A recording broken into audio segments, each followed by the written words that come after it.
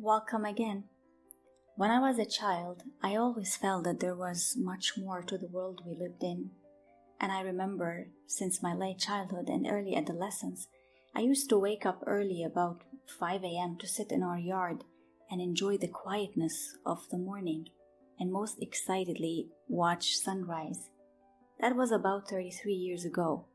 I used to observe every skyline, every tree, close or far, even those that formed the horizon line. They were so mysterious, as they had those shapes eye-lining the sky across the valleys that extended our town and the mountains of my homeland, Lebanon.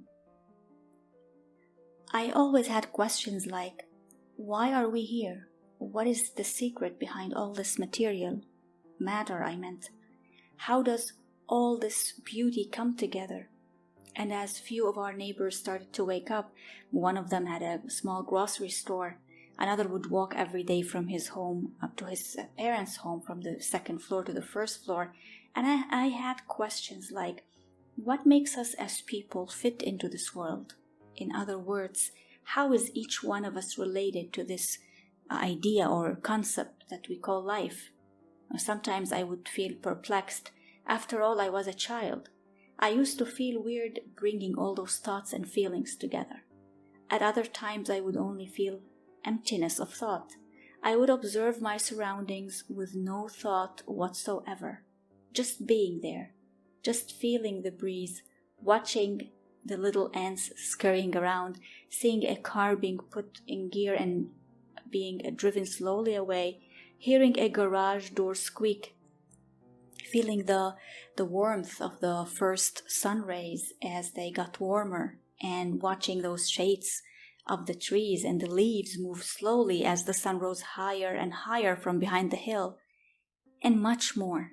Now that's a portion of how I started to build consciousness of the surroundings, which as years passed by, learned to switch inwards, and this brought with it knowledge and also awareness. So as a student in a school, and here I am using the classical terms now, I loved studying and I always excelled, receiving many awards and recognition certificates and gifts in my school years. At that stage, I thought I knew it all. When I chose education, it was not at random. I always practiced teaching when I was a child, pretending that I was my teacher, having those teddy bears to be the students, giving them my peers' names.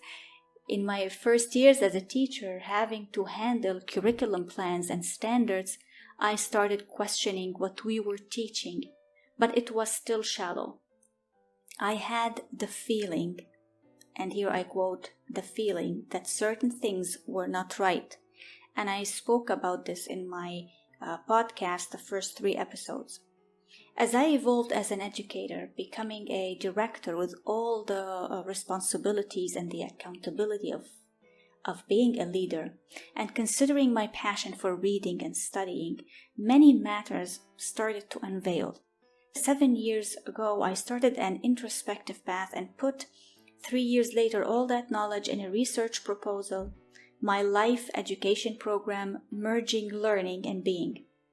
I always knew that I would speak about this, and here I am today, finally sharing this with the educational community. I take this opportunity to quote this from my paper, and I quote, "For centuries, communities have long been striving to maintain various types of securities, finding ways to survive and evolve. Civilizations have risen and persevered. Others have risen but deteriorated, all displaying one urge, the need to understand life and thrive with the least effort and harm." And I continue, 21st century claims of educational feats, pedagogical and technological, are sadly used as excuses to divert the attention of the masses of the true potential of the current and the new generations. Educators must take a stand to reveal the truth of education. the education that strengthens, uplifts at early stages, rather than tethers for years until a whole community must untie with difficulty and pain at later stages, wasting efforts, capitals, and years of individual and family struggles instead of thriving for simply being a being. With this brief introduction, I start this new playlist, The Quantum, to discuss all about merging learning and being. Now, what is the quantum? Quantum, as defined by Cambridge Dictionary, is the smallest amount or unit of something, especially energy. Some of you educators have heard about quantum physics and quantum mechanics and may know about them. Many others have also probably heard about quantum computing and quantum internet. And there are many forms of the quantum, but this is not the focus here. So let us break all this down. There is a connection between every being in this world, and we will speak about this in details in future videos. Looking at the micro, the smallest unit of matter, and the macro, our universe, and we, amidst all this, we can, with an open eye, with an open heart, and with an open mind, not only sense this connection, but also know it intuitively. Now, although quantum science is too complicated to understand by people who are not experts in the field, such as most of us, myself included, but we can still extract the core of it and present it gradually, ignoring the difficulties and gradually tailoring it to our capacity of understanding. The bottom line is, it is time now to unravel and unlearn, observe and relearn, to truly be lifelong learners. Now, this is the core of my approach. Certain knowledge has to be reconnected and brought into the 21st century education, even in schools, to leaders, to teachers, and even learners, who in schooling we refer to them as students. In this series, The Quantum, I will do my best to simplify what we, including myself, need to understand from such a complicated, infinite field of knowledge to make our learning conscious and to be, not only to do. We will mention quantum effects and laws, but we will not discuss equations or mathematical problems, as few may think, simply because we are not experts. At least I am not. And here I clearly state this disclaimer. I have not studied any science major in the university, but I was always highly engaged in learning. I always read and study by myself. And considering the theme that I speak about, there is a deep relation to the inner world of the self, the non-cognitive. And this is a field I experienced with clarity and awareness gradually until this day. In the university, I studied English language and literature, and literature by itself, throughout all those analyses that we used to delve in during our studies, I learned how we can move away from stereotypes and that there are always different forms of realities and different forms of scenarios. The quantum playlist is deeply connected to my orbits approach, and as I say in my introductory video to this channel, and you can check it out, I will leave the link below. Orbits approach is transdisciplinary, metacognitive, open-ended, and inquiry-based.